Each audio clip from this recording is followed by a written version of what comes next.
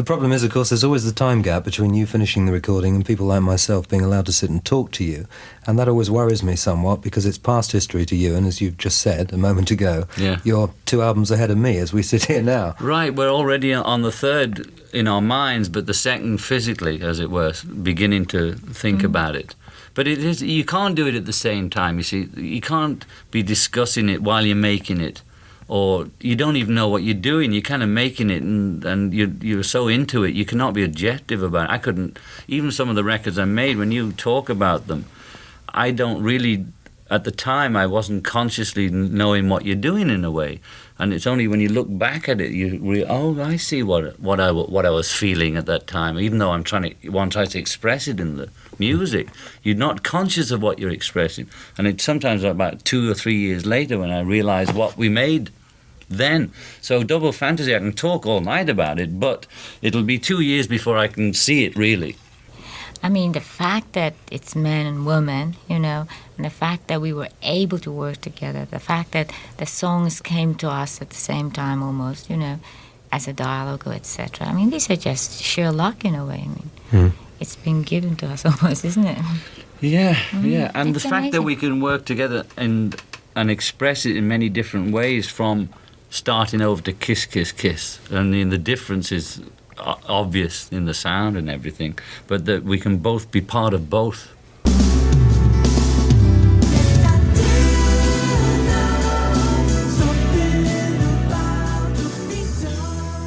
Hello and welcome to Something About the Beatles, episode number 243.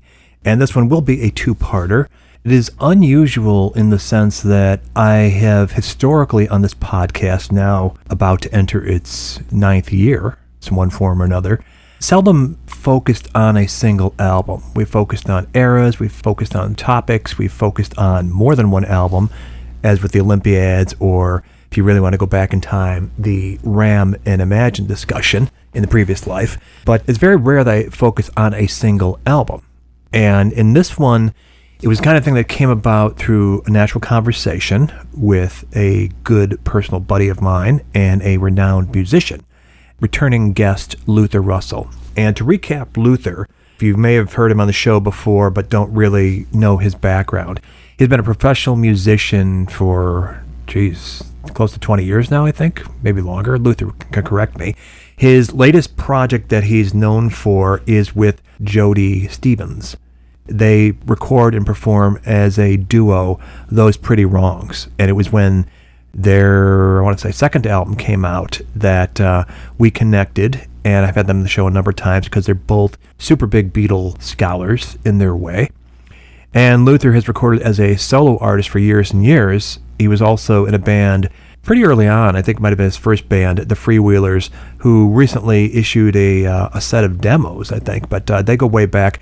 He's been a soloist, he's been with Those Pretty Wrongs, he has contributed and produced to all kinds of other acts, including most recently his life partner, Sarah Beth Tusek, who is getting ready this year to release a double album, having released her previous works self-titled and an album titled Get Well Soon, which I don't like throwing around recommendations on this show, but anytime I do, it is sincere.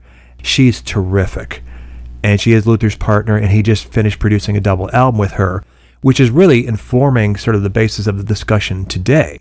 More on that later, but Luther's had a busy year, producing another solo album himself, another one with Jody for Those Pretty Wrongs, and Sarah Beth. But the thing to know about Luther, besides him being a professional recording artist, producer, songwriter, multi-instrumentalist, and performer, is that he comes from songwriting royalty. His grandfather, and I want to say his great-uncle, I can't remember specifically the relationship, but we're going back to the 1920s through the 40s and beyond, Great American Songbook stuff. Don't get around much anymore. Duke Ellington recordings. There was a bunch of other ones. Right off the top of my head, I can't remember. His grandfather, who passed away, I want to say, when Luther was younger, just before he was born, the last big song he wrote, he was a lyricist, was He Ain't Heavy As My Brother for the Hollies. So there you go. Someday I want to have a conversation with Luther with the bloodline of being a songwriter. How does that inform his own work? But that'll be a separate conversation, I suppose. It was working on Sarah Beth's album, I think, that really opened his eyes to what John and Yoko were doing when they crafted Double Fantasy. Now, I have my own opinions on the album that have evolved over time. I talk about them a bit in my Fab 4 FAQ 2.0 book. There were a lot of reviews when it first came out in November 17, 1980, that were less than glowing and positive, to put it one way. And that, of course, all changed 3 weeks later. So it is a singular album in that it is very, very difficult for anybody that was around at the time, and maybe even in the years subsequent, to separate that statement, John's final statement before he was taken, and it was the first in 5 years. The legendary house husband years, raising Sean, baking bread, all that stuff of myth. It therefore doesn't really get judged without all that emotional baggage connected to it, as a collection of songs, as the intent, as how it stands, the concept behind it, and I'm remiss to not refer to it as a John and Yoko record, which it very much is. It's something that I think is fresh for re-examination, and I don't like doing things on 10th decade anniversaries because that's when everybody else does, and things tend to get lost in the shuffle. So here we are 2 years on from the actual 40th of it. It is now an album that is 2 years older than its creator was when he made it. One half of its creators. I think it's worthy for discussion. And Luther's the guy to do it because he had his eyes opened, I think, as somebody who was aware of it when it dropped when he was 10 years old and had a perspective on it. I was a teenager when it came out, working in a record store, and remember very well the first time I heard Starting Over. But that's a whole other discussion. We're really wanting to come at it from a couple different perspectives. It reminds me of Lord Reith. If anybody knows that name, if you know it in Beatledom, you have actually heard some of the guy who calls himself Lord Reith, his work on the show. He is a fabulous curator and remixer of stuff. Legendary. Tip of the hat to you, Lord Reith. But the historic one was actually, I think, the first chairman of the BBC. He was a World War I veteran, and when the BBC started up, he ran it for years and years. Scottish. The reason I bring him up is that there was something, come to find out about him when I did the research on him, called Reithianism. And what it meant was principles of broadcasting associated with Lord Reith, essentially equal consideration of all viewpoints. Now, historically on this show, there might be moments when I'm trying to convince you or win an argument or something of a particular conclusion or judgment or extrapolation of something.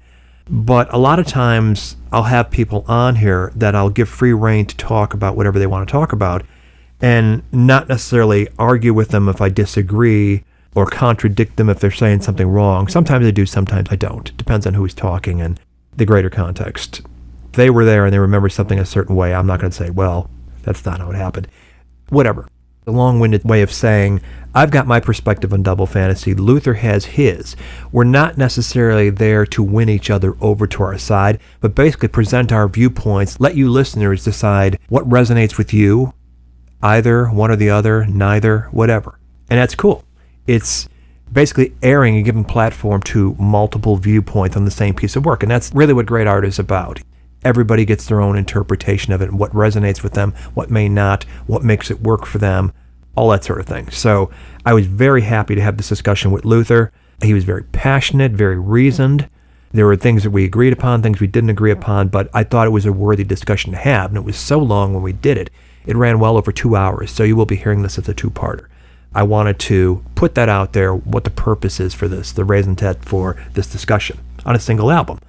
And on that subject, I have had private conversations with people talking about podcasts, if I have any particular ones that I recommend. The thing is, I don't listen to a lot of other podcasts basically because I haven't got the bandwidth. I am all consumed with my work at any given time, which includes the hours and hours I put into each episode of this, as well as writing, as well as other stuff that I do to make a living, all that stuff. So it's all very consuming. I haven't necessarily got the ear space to do that. But every once in a while, something will come my way and check it out. When it comes to Beatle podcasts, I do not weigh in on that stuff because I have too many friends that are doing them. And to recommend one is to omit 10 others. And I won't do that. It's not fair. And anyway, my opinion is no better than anybody else's. But on that subject, And seeing as how we are discussing today a single album, I will point out a non-Beatle podcast, and I may do this from time to time with other shows as I have a reason to mention them. There is one called, and it's been going for quite some time, nearly as long as Satby, called My Favorite Album, hosted by Jeremy Dillon, who is a filmmaker and a music journalist. He's way more prolific than I've been, almost 400 episodes. And the format is basically he brings on people of renown, songwriters, actors, authors, musicians, politicians, you name it, any kind of high-profile person, and lets them have the floor to talk about their favorite album. So you've got, among the people, Robyn Hitchcock, there's a little overlap there, Bob Odenkirk, Benmont Tench, Dominique Monaghan, Rusty Anderson, Phoebe Bridgers, Jason Isbell, Max Weinberg, all kinds of people, big names, talking about their favorite albums. Some of them are Beatle albums, a lot of them aren't, but they're very passionate, and it's the same thing I've discovered about doing Satby, is you get somebody on the show that's a Beatle fan, no matter what they're known for in life. You get them to talk about the Beatles, it's hard to stop them because it's something that gets you so excited.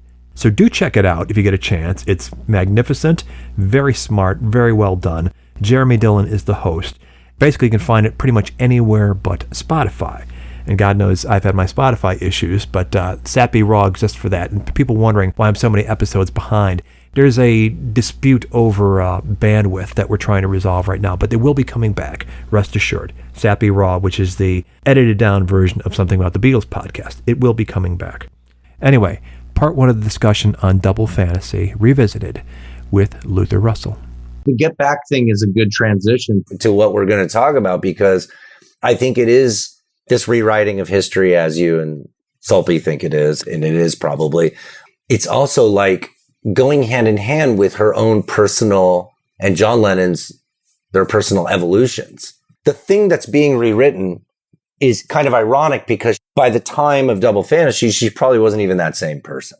They evolved and they changed so fast because they were in the spotlight, and there were drugs and there were different factors and there was the commercial. So you're saying they changed from when they first became a couple to 1980? Yeah, I'm saying that by the time we're in, 40 years on or 50 years on, it's like, and you're rewriting the history of something that happened 50 years ago. It's ironic. So she's in a different place now. It's ironic because she's not only in a different place now, but she became in a different place even 10 years later. It's like you're rewriting history that's going to rewrite itself anyway. That's going to change. Right. It's kind of like a self-fulfilling prophecy kind of stuff. I know it sounds of esoteric. One could point to Sam Havitoy moving in the day after John was killed as moving on and evolving and changing, but that was never part of the myth. So we got to keep that one under wraps. Well, I guess what the discussion is, in a way, it's a creative discussion because we're constantly grappling with this like artist versus the art thing. If you want to dive into that, you're going to undo all of history. It's one thing for a Paul McCartney or a Paul Weller or name any artist, Ian Anderson, whoever. They make a record, they're artists, they craft material, write songs that may or may not have anything whatsoever to do with their inner life or represent them as people, versus a John and Yoko who refer to themselves by name in their songs and say, our life is our art. They're putting out there explicitly what we do creatively is our lives. They've used the word diary, they've used heart play, all these things that they want you to make no mistake. What we're singing about here is not a version of our lives. It is our lives.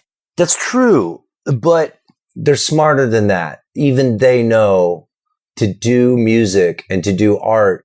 If music was talking, then people would just be talking and that's what we would listen to. It's not. It's putting your thoughts and your feelings and your experiences and your emotions into the form of music. And if you're really, really good at it, it becomes really, really popular. So necessarily it is a version of yourself. It's not straight, unalloyed. They're being as straight as they can, but the truth is it'll never, even they know, any artist worth their salt knows that they're doing a distillation and a subversion of themselves for the mass consumption. To say they're being dishonest, it'd be dishonest to not admit that whatever you do in musical form is still going to be a fraction. It's not the whole experience. It's a portion of. Because how I feel today on Wednesday, August, whatever, about what I did in 1994 is how I feel at this hour about what I did then, which is going to then change tomorrow. Right. And then I'm going to put it in a musical form for my supposed fans to hear. And then they're still going to interpret it their own way.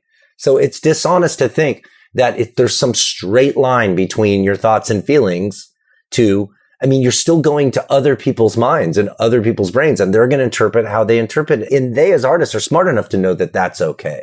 That's all I'm saying. So you're saying it's more accurate to say they were purposely documenting moments of their lives rather than this is our reality at all times. Yeah, they're being as honest as they can. I mean, there's only two ways to go. They were either naive about it, or most likely they were not naive about it at all. They know that they're still artists and this is still a form of art, but they're trying a version of art where you're as honest as you can be. That's when we were talking about Peter Jackson, him subverting documentary footage to his purposes is no different than what Godard or a lot of these semi-documentary, this, medium cool, like these things where you try to blur the line between documentary and art. You could argue that it's under that. That's all they're doing. They're doing verite is what they're doing.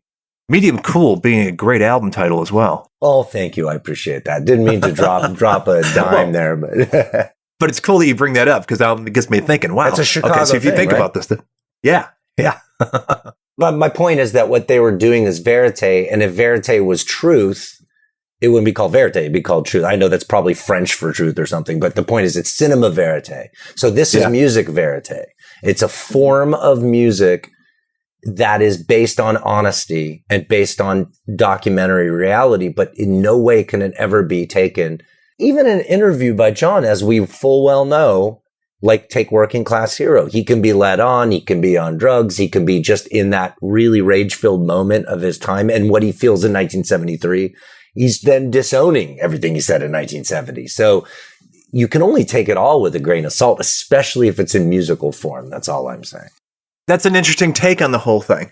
So basically, it's a way of you're sort of wanting to disarm the detractors that say, hey, you're giving this blissful portrait of your coupleship when we know from the books we've read that most of what you're saying is bullshit. Right, because it's not bullshit, because we are all capable of feeling blissful 1 hour and then just in the depths of despair the next.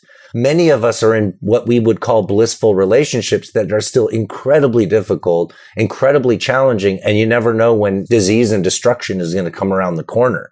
So I'm just saying that they're choosing bliss.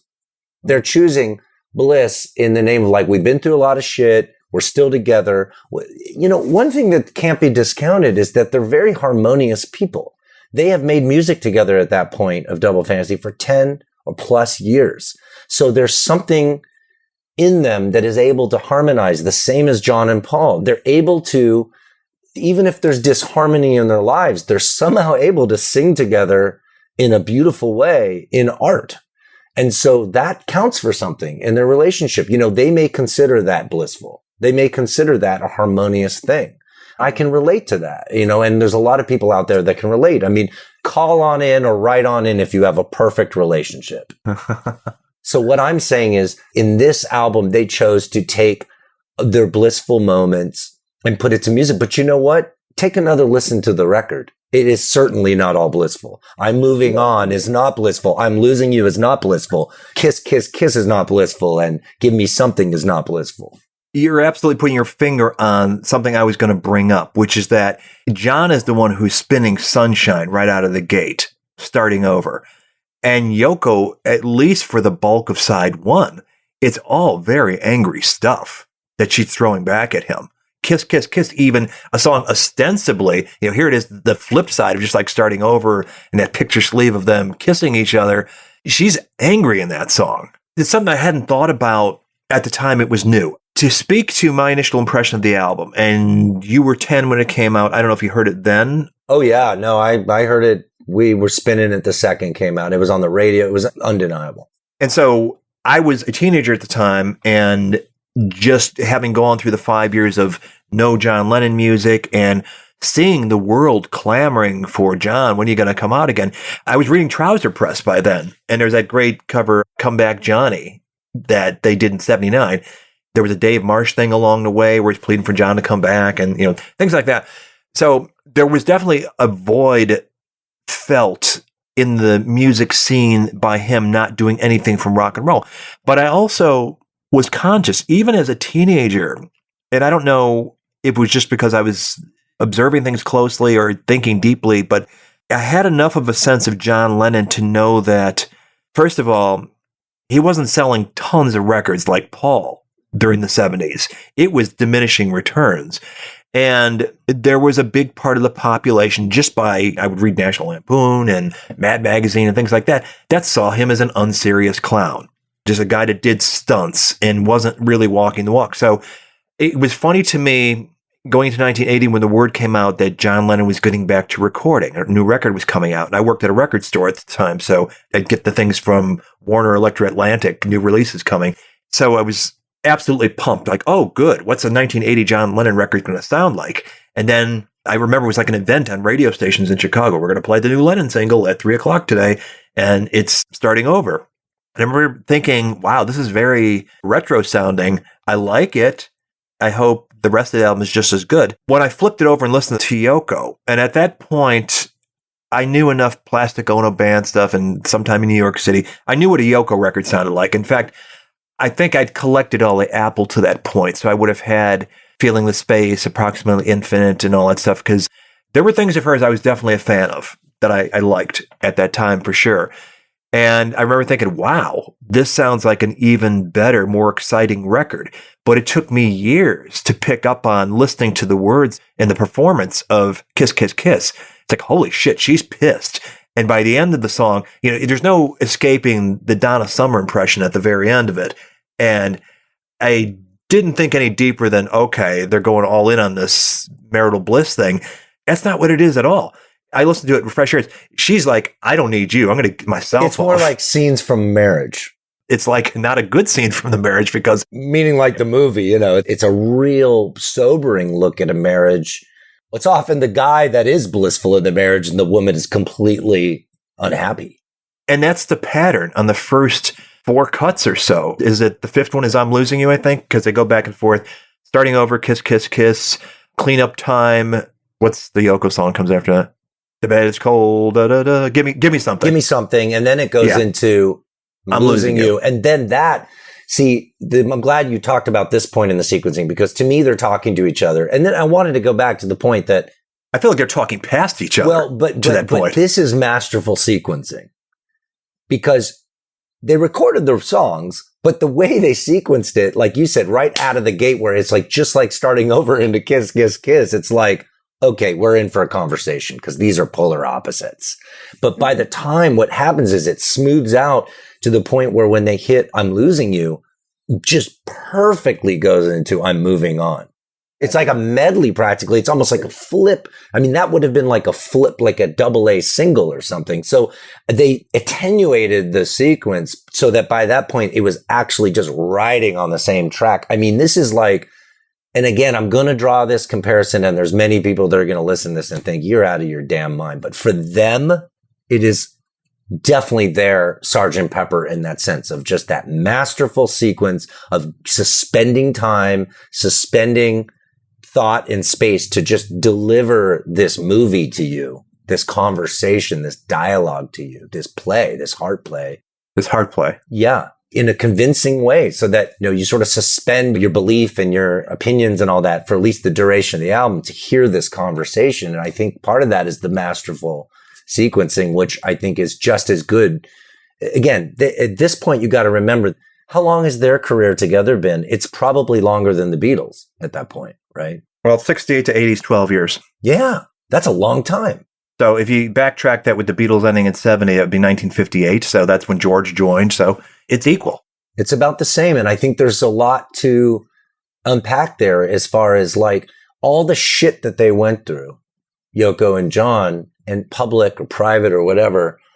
It's like, I'm just saying they kept the music and they kept the art on track as they were pretty unflinching in their belief in it and in their execution of it. I believe that Double Fantasy, what they were viewing when they made it was, this is our masterpiece. This is the only way we're going to be able to kick off the second phase of our career together. Argue all you want for she hooked up with a guy right after and, you know, everything changed after he was killed and all that. But if you can somehow manage to view it through the lens which they were viewing it, which is that no one's going to shoot anybody. They're making this record for public consumption. They're back, and they are not only were already in the middle of making the second record, but arguably the third by the time he was shot. They were already thinking about the third and had ideas for the third. So they were set for a new phase. And this, to them, I believe they felt they were making a masterpiece. That's what I think, and I think that's how it comes off. That's just what I hear as a musician. There's a lot to react to there. So I'm going to try to remember everything I wanted to say as you were speaking.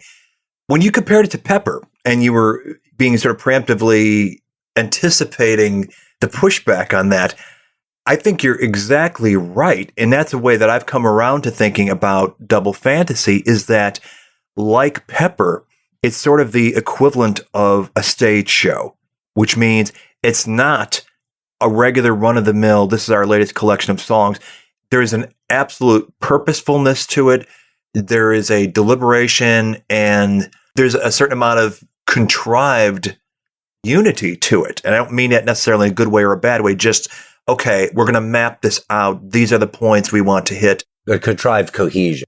Yeah, it's something where, you know, they've been threatening for years. You read this in the interviews, we're going to write our story in a musical. And there were certain songs they began that were intended for that musical that ended up being purposed other ways that never quite got off the ground. Although eventually there was something called The Ballad of John and Yoko on stage in New York, but that came after John was killed.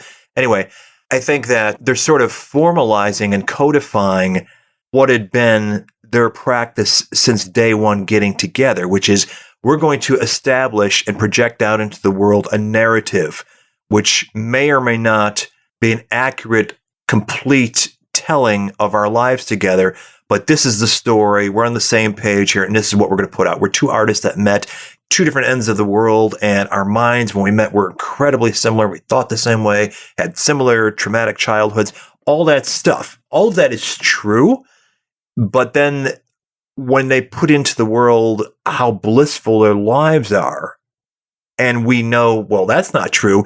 To any adult person who's lived a life, you're going to project, you've got this perfect relationship. Come on, the best of relationships aren't perfect. They're not. Live in the real world. Quit fucking sugarcoating everything and putting it on a pedestal. You don't need that. And not that things need to be quantified, people's lives measured against each other, but I always felt that it was quite a striking thing because they were the ones who invited the comparisons in the first place to Paul and Linda. It's like, we're John and Yoko, and you know, he's going to get tired of her in 2 years, then he's going to come back to his senses, all that stuff. He was constantly hammering that narrative out there, John was. But I think Paul very deliberately did that as a John and Yoko, as the Beatles were splitting. Well, I can make music with my wife too. And that's how the McCartney album happened. And then they're reacting to the reaction in a way. Yeah, they're absolutely doing that. And I don't think was like, who's the best background vocal keyboard player I know? Oh, Linda, sit down, let's try this out. No, he was absolutely mirroring back to John, unquestionably. So they've got them reacting to each other. But when it comes to the whole love story, perfect bliss, idealized couple, we're artists and our life is our art and stuff, Paul never really projected it out, not on a John and Yoko level. And yet they lived it by example. They walked the walk rather than talk the talk. And it's like the more you chip away at the talk that John and Yoko were hammering out there, that's what invites this cottage industry of books from insiders like, well, they told you this, but actually it was this. And you know, Jack Douglas saying, I had to record them separately because they'd be at each other's throats in the studio and blah, blah, blah. A little more actual candid honesty would have gone a long way, I think, towards selling what they had to sell instead of inviting pushback, which is where we find ourselves today. But you can argue, though, and I don't want to interrupt your line of No, it's fine. But you can argue that they were candidly honest because the volume of interviews they gave around the time, he'd been gone so long, all anyone wanted to talk about was the past.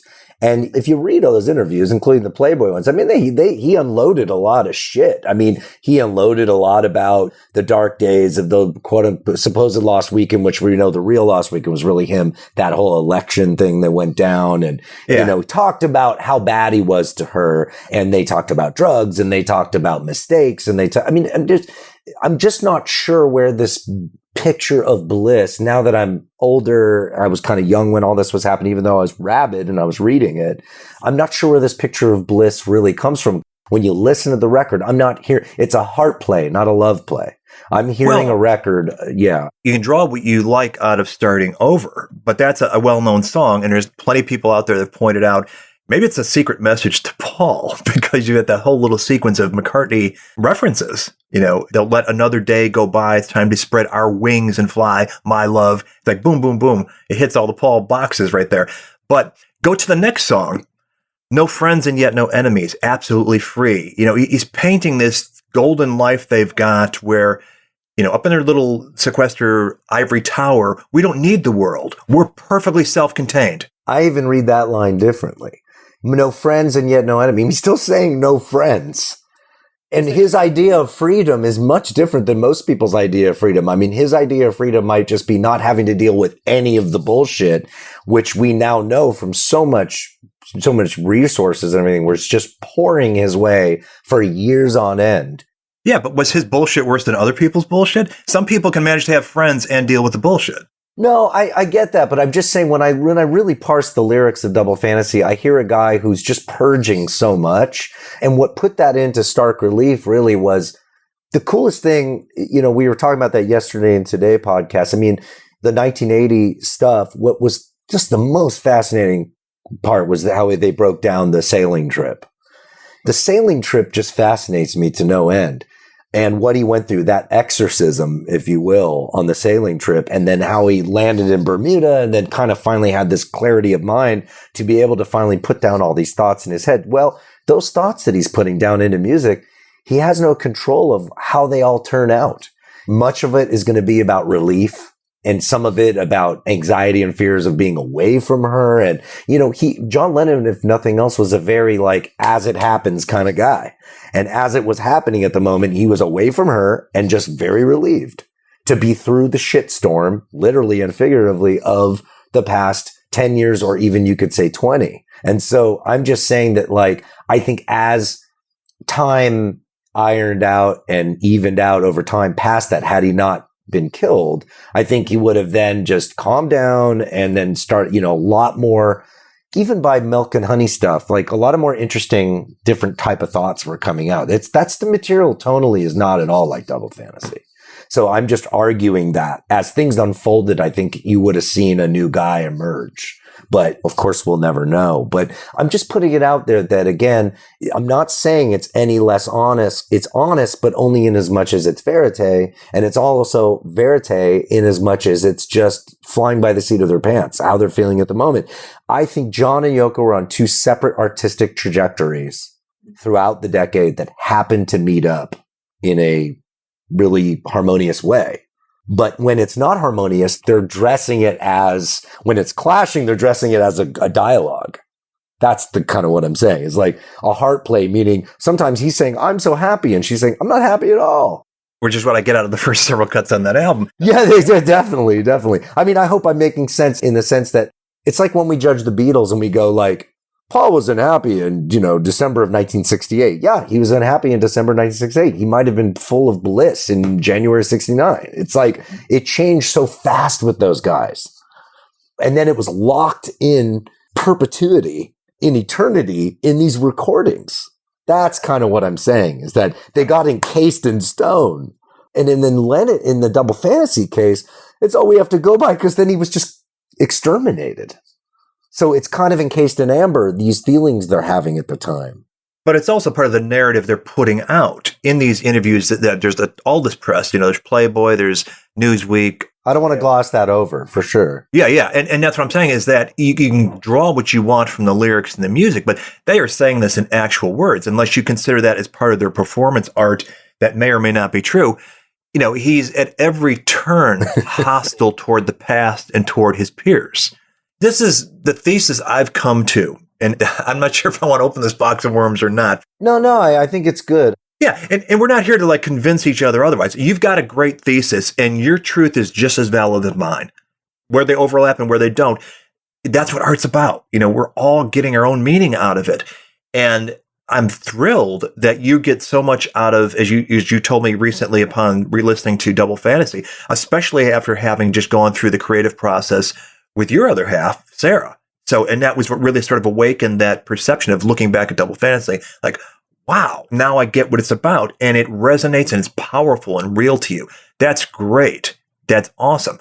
And I will cop to, I liked Double Fantasy more in 1980 than I probably enjoy it now. That's not to mean I actively don't like it or like, or think it's bad art. I just see it very differently. I hear it very differently. Back then, I was willing to accept it hook, line, and sinker.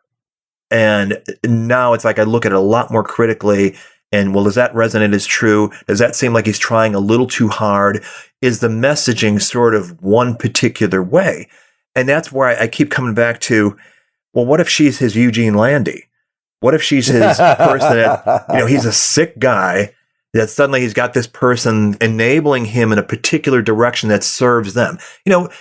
He has the revelation he wants to make music again, whether it's because he heard Coming Up or whatever it was in 1980 or going through that trip to Bermuda, awakening his creativity, even though half the stuff is demos going back to the early 70s that he's just finishing up and a few new things along the way. Whatever it was, it seems like it's steeped in self-told myth. In the Playboy interview, he's very explicit about that, the trip of the Megan J and how it just fired up his creativity.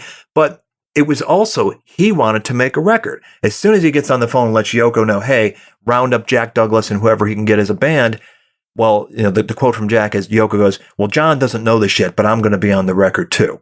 And so suddenly it's not the conception John had, I'm getting back in the studio to make this record because I feel refreshed and ready to record and compete with Paul again.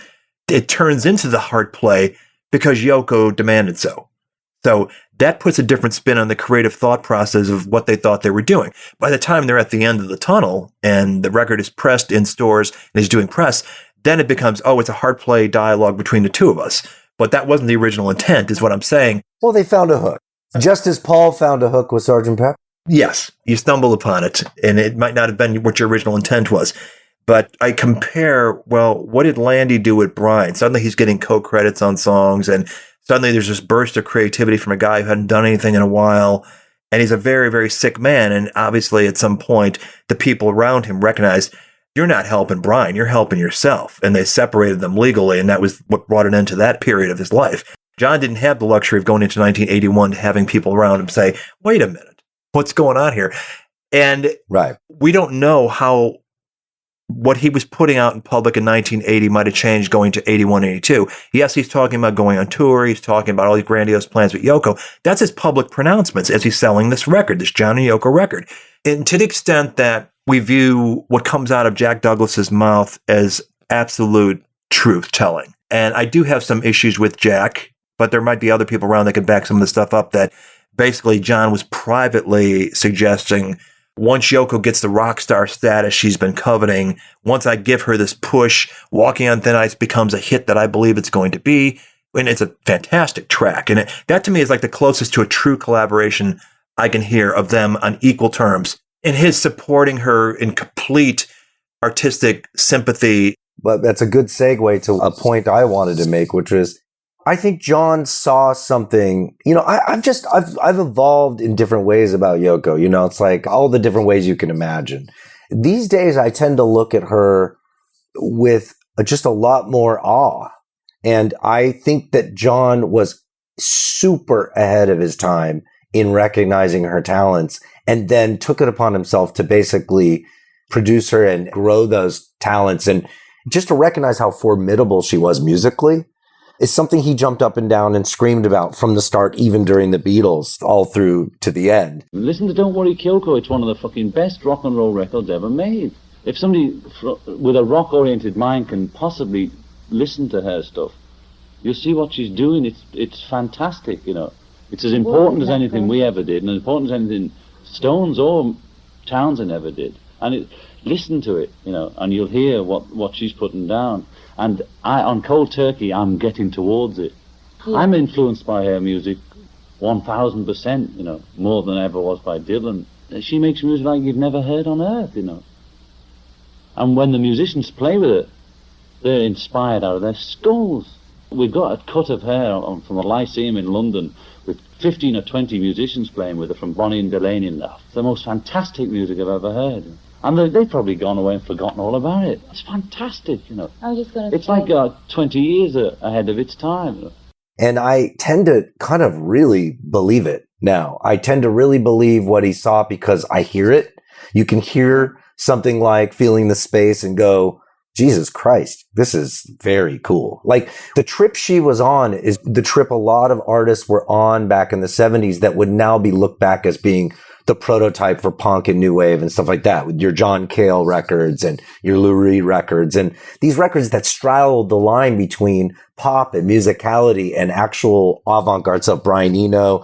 If John hadn't been in the picture, she would have totally been seen in that school. And I think he caught on to that early. He helped it grow. He coaxed it. I don't know to a Svengali level, but I guess the point I'm making sponsored her, sort of used his platform to get her an audience. Just his know-how in the studio and everything. I think he wanted to hear Yoko Ono records. You know, when you go and make a record with anybody, it's because you want to hear that record. That's why you're making the record. It's the same reason I made that movie because who was it? George said he made, he paid for Life of Brian because he wanted to see the movie. And that's kind of what it is. And so by the time of Double Fantasy, you do get a guy who is probably full of pride, experiencing probably all the more, even if she wormed her way, even if you take the worst case where she wormed her way onto his record, which I actually don't believe happened, but let's just say you go with that conceit, there's still going to be a measure of pride. He allowed it to happen because he still saw it as a culmination of everything he worked towards for the past decade. And if he had seen her off into the pop universe, and even if they had split up, I still think he would have had a great measure of pride in that. As an artist, again, we have to divide the intrapersonal with the art, even when it comes to a couple, because I still think that the reason John Lennon is now going to be looked upon as sort of ahead of his time, it's not for the usual tropes, not just for like writing a pop song about heroin before it was whatever, all these things. It's going to be also for really taking the talent of a female super seriously and then encouraging it, helping grow it, and showing it to the world as something that could literally change music, which I do think it did do. I think that John Lennon actually helped change music through his involvement with Yoko. He happened to be with her, yes, but we do have to kind of separate that sometimes. And Double Fantasy was his way of like, all right, if I'm going to make a comeback, I'm going to hitch it to this wagon and we're all going to come back. I guess this is a long way of saying I do believe he believed in her 1,000%. I believe it. I hear it. There's no way you can work that hard and put that much musical commitment into something without believing in it that hard. That's what I'm saying, basically. And those are all really good, valid points. I can't disagree with you that he clearly was willing to stake all his commercial cachet. His reputation. Yeah, for sure. It is interesting. This is a point that's come up on shows before, how John and Paul each individually post-Beatles tended to hold in esteem their work based on its commercial success. And when you've got, by 1980, John downplaying Sometime in New York City, well, I was in sway to the leftist radical chic at the time, and it was really phony and, blah, blah, blah, blah, blah. I just wanted to be loved by Tariq Ali or whatever. Had that been a million-selling record like the one that preceded it, I don't think he would have been so down on it.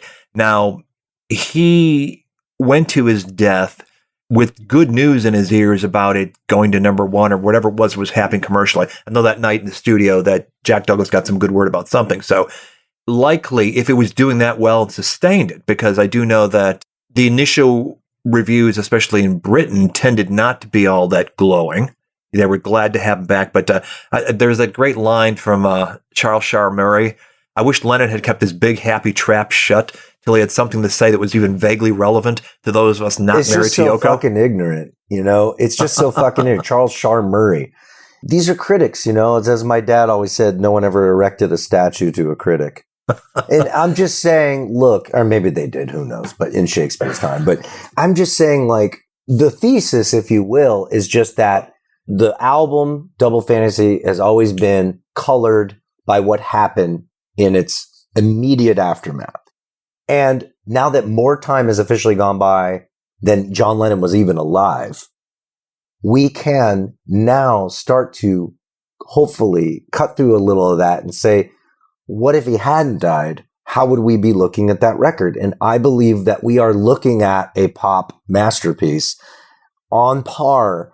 It's his version. It's Yoko and his version, their apex of what they had been trying to achieve, where it's commercial and it's still unflinching. It's still conceptual. And you have to at least admit it's an incredible production. So layered. I mean, like it or not, you can just break down any of those tracks and think, where did they get these tribes? And oh my God, I'm Your Angel, like this, I feel like I'm in a French music hall and all this kind of stuff. There is a conceptualism to it that they really went for, and Jack Douglas too. So I'm just putting that out there, that I guess my thesis is just that, is it time to look, it's more of a question, is it time to look at Double Fantasy differently? Can we pull away all that? Because I myself was tied up in it, because I was young, but I remember those feelings of, my experience was that I remember washing the car with my dad once, sometime in the 70s, and a song came on and we both went, oh my God, is this John Lennon? But it was like an ELO song. And it was like, that was ELO. I was like, oh, because for a second we thought it might have been Lennon. It was like, can't get it out of my head. We could be, we could be forgiven for thinking that, coming out of the car radio in an AM radio. But when I was like, in some diner with my parents once, and I remember, back then, 5 years was a lifetime in pop. I remember Ding, Ding, Ding, Just Like Starting Over came on. And I remember saying, hey, everyone, it's quiet. This is John Lennon. And I remember my parents going, nah, they didn't even believe it at that point. I said, no, listen. I was like 10 or something. I said, listen. And I will never forget my family, the four of us sitting around a little table in a diner, just listening to Just Like Starting Over coming through. And then my dad going, that is him. That moment, cut to him being gunned down. It was just such a stark thing that how could it not? And at that age and everything, like where I was actually aware of him, and I was already a huge Beatles fan as a kid and everything, and my dad had all the records, and, been devouring Capitals, as you know, since I was a kid. And so I felt it. I mean, that was a major, major event, and it was a major loss. But as far as our conversation is concerned, talk about it coloring a really beautiful thing. So I wasn't even able to look at Double Fantasy. I still to this day, anyone who was around cannot listen to it without those feelings coming up. Yeah. It's impossible. But what I am finally able to do in appreciating Yoko now, just through all the bullshit and actually really digging into her work and understanding it better and trying to understand what it must have been like.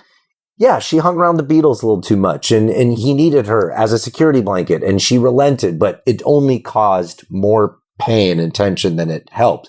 And I doubt she half the time really wanted to be there. But from that time, what you also now realize you're seeing when you watch Get Back and all that is a woman, an artist who knows they're great and should not be subjugated to being, she's not even in the same field as them, right. Arguably. She's in the 70s will prove that she had really avant-garde stuff to come out. I'll wrap this up, but just saying that what I'm trying to say is now understanding Yoko better has helped me understand how to color that album less. That's all. Just how to understand that album, not so much in the shadow of that murder, and to go, wait a second, hold on a minute. Everybody stop the presses. What were they actually trying to do? What have they created here? In absolute blissful unawareness that a demon was lurking around the corner.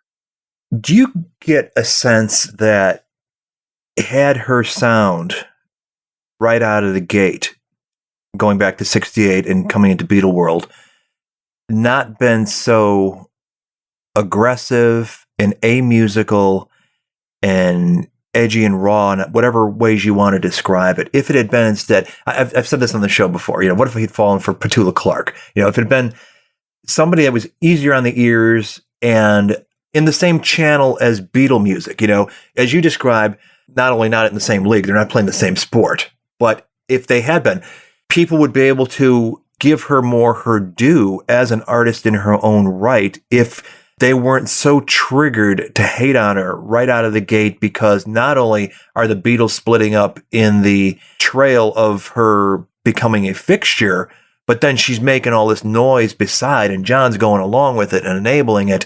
Do you think that people would have been able to take a step back if she had been in a way? It's a wrong question to ask because, it happened. And let's face it, we've discovered so much since then, especially with the White Album box. Like, we've discovered that they were much more open-minded, and Paul and all of them were so much more open-minded than we ever thought. Like, they were basically game for anything.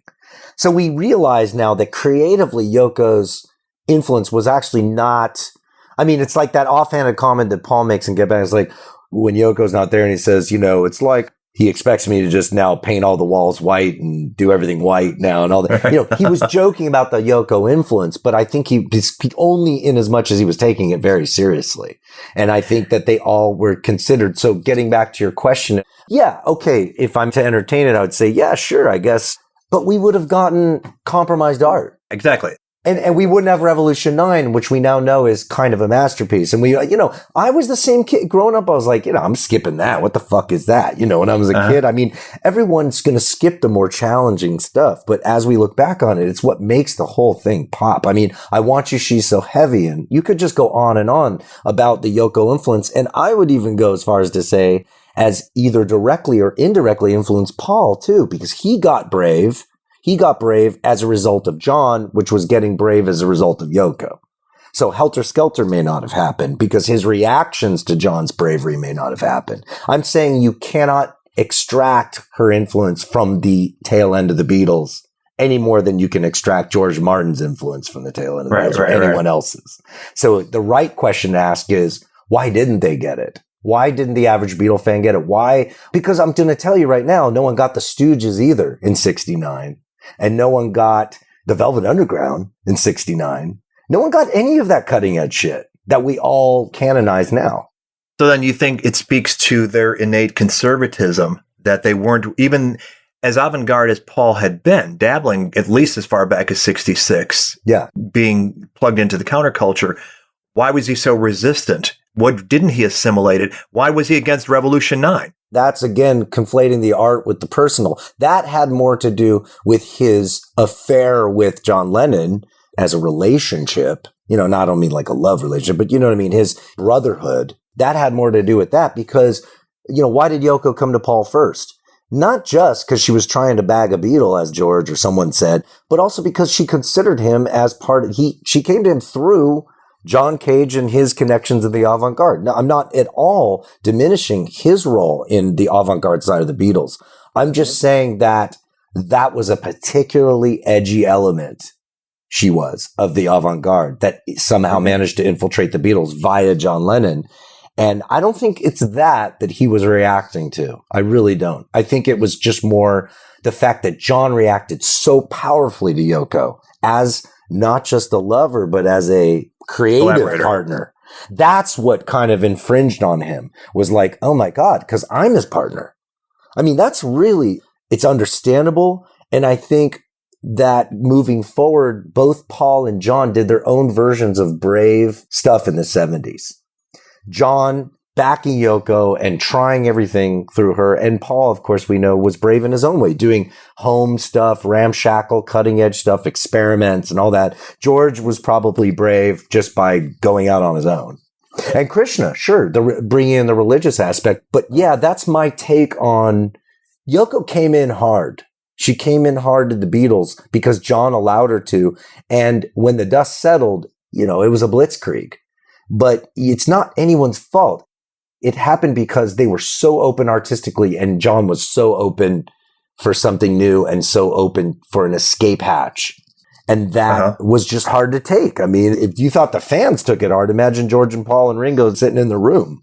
Not easy. Well, you see absolutely the way that George and John explicitly are looking for the Beatles to become more of an open shop by 1969.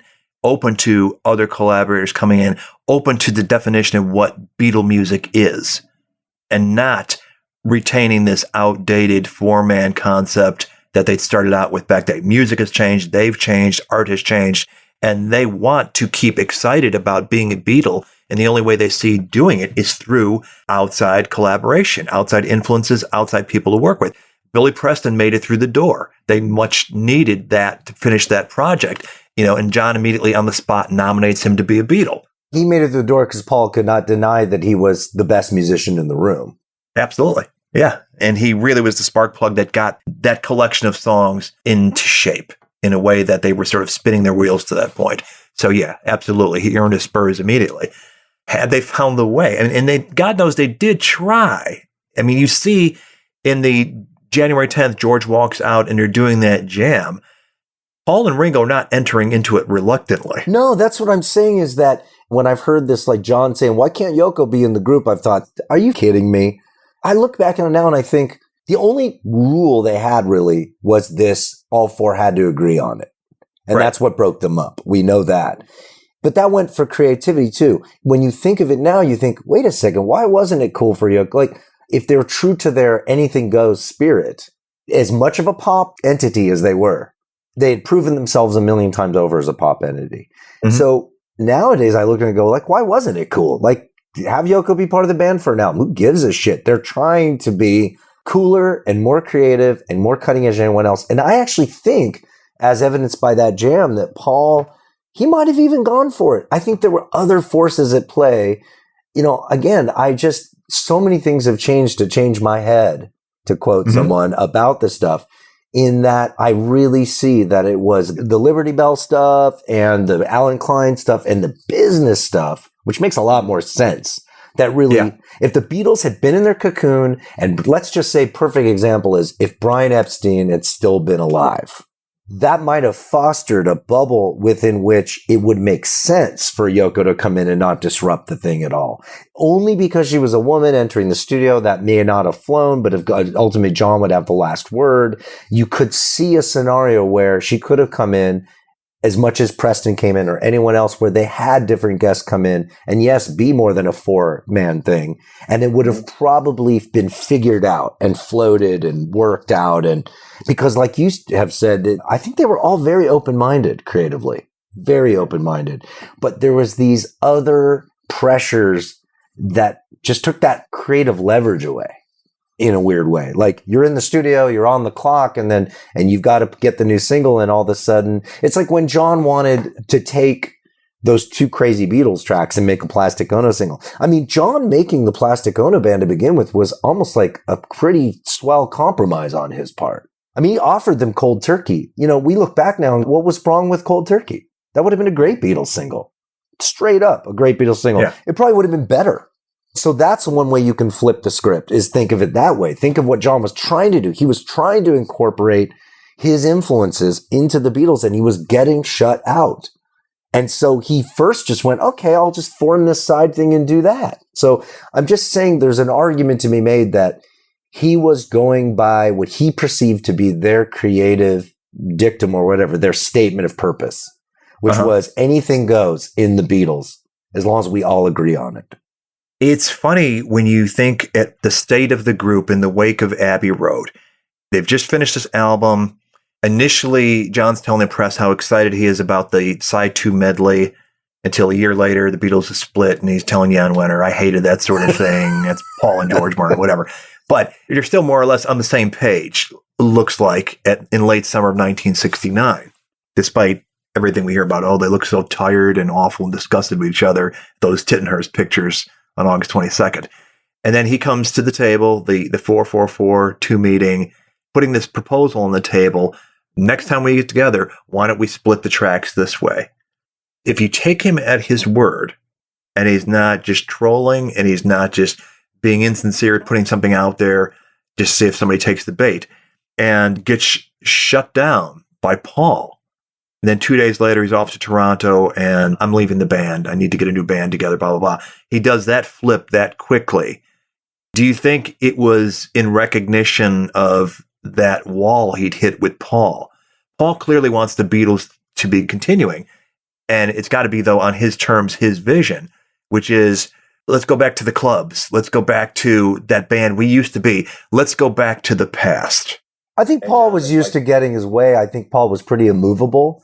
And I really believe that I take John at his word. I think he kept offering compromises and solutions, even as messed up in the head as he may have been or not. He said, I'll do Plastic Ono Band. He said 4443, all these things. And I truly believe he was not trolling them. And then I believe he, on an off chance, took that gig and saw he could rock a crowd of 100,000 on his own and went, hold on a second. Why have I been dicking around with this guy who won't move at all on this? That's what I believe. I believe at that point, all proof points to Paul being very into business negotiations, all the stuff that he pulled. I'll sign that contract and then not signing it. I mean, he was going through a phase of incredible passive aggression and hostility.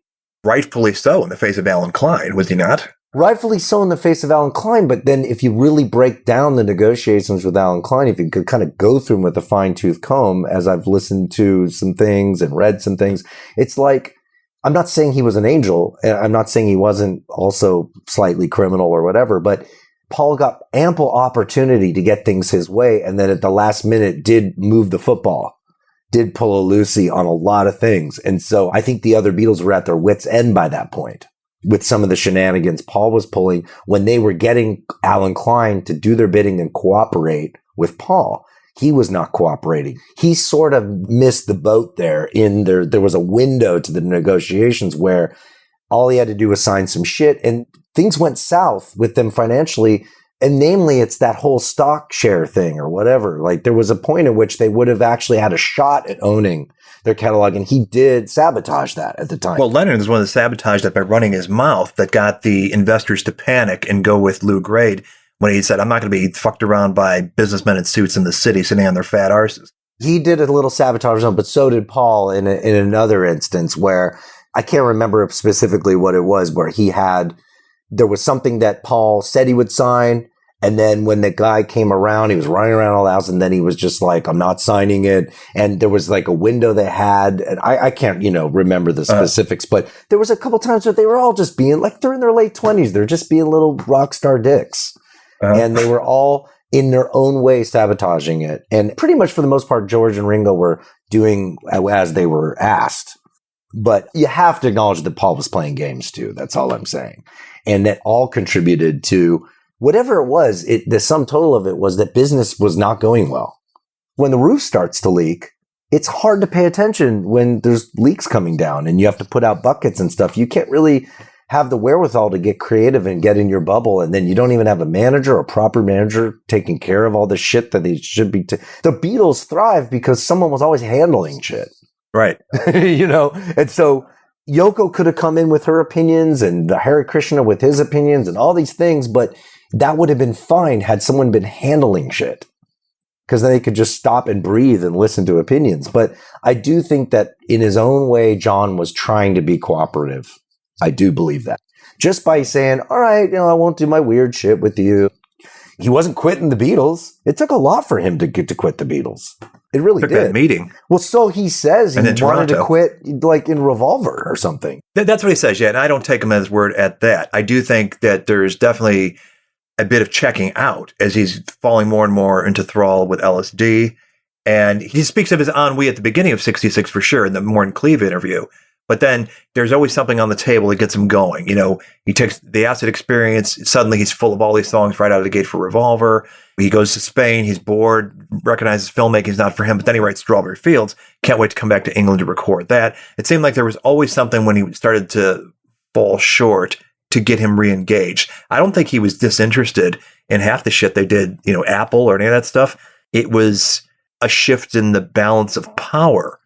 And maybe it was when he started to get propped up by Yoko and get re-energized that he was looking to reclaim some sort of authority in the Beatles as he had. And then that leads to January 69. We don't even know how much she saved the band. We don't even know anything. We don't know if she got him to go. Like, just go to Apple and go play with your band. I'll be there. You know what I mean? Like, we don't even know if behind the scenes she was actually just like the Beatles would have because he would have totally disassociated and it would have totally fallen apart. Like, for all we know, Yeah, we don't know. We just don't know is my point. All we can know is what we see. And what we see is, he disassociated himself a lot. There was a lot of drugs. Usually he came through. He had periods of lucidity. He had periods of purple patch where he wrote lots of songs like in 66 and mainly in 68. Yeah, Rishikesh. And then he kind of came, as we can see, but like until the Peter Jackson thing, no one knew how hard he came alive at Apple. That was like, I mean, not a purple patch of creativity, but a purple patch of engagement. Of energy, for sure. I mean, you hear what you hear on the tapes, and we've had those for years, but to actually see it is something else. That took it to another level. I think it was clear that whatever enthralled to drugs he was at the first half at Twickenham, it was like a switch was flipped. Yeah, the magic that the Beatles are feeding off on the roof is the magic of Lennon being fully there, 100%. Yeah. The thing that gives you chills when you watch The Roof is inevitably Lennon being the Lennon that we know and love, arguably the best form of Lennon because you can hear him. We definitely get the sense that they're reacting to that. They're reacting to that energy. Exactly. The rest of the Beatles, therefore the world, is reacting to this force of nature that is mercurial. He comes alive when he wants to, when he can, whatever it is. But by some grace of whatever, he was able to come alive on there. And it may be just simply that he knows Yoko is there. I don't know what it is, or that they just worked so hard at Apple. I mean, now that you see Get Back, I mean, if nothing else, you can see how hard they worked up to the day of the roof. All they had to do was basically just walk right out and do what they've been doing at that point. And that's why you get that Lennon. And then it just kind of had to be a good day. He had to wake up on the right side of the bed. And he did. And we've got this masterpiece basically on the roof because it is the great recording. But what Lennon's kind of giving you really is, and we know now too, that the other thing we can now distinguish really clearly is that it's Get Back that awakened the Beatles in order to even do Abbey Road. Oh, for sure. They were on a roll. They were on a roll and it rolled right into Abbey Road. And they rode that high through to the end of the year. And once again, it was the business shit. And I really think it was the business shit. And I'm not saying she didn't play a part in that, you know. It was fucked up of her and Lennon to even have that meeting with Alan Klein outside of them. And then kind of like that whole way that they got him, onboarded him was totally fucked up. There's no way to spin that. She was involved in that. But once again, you can just say they're all crazy and young and on drugs, and it happened. End of part 1. Intermission.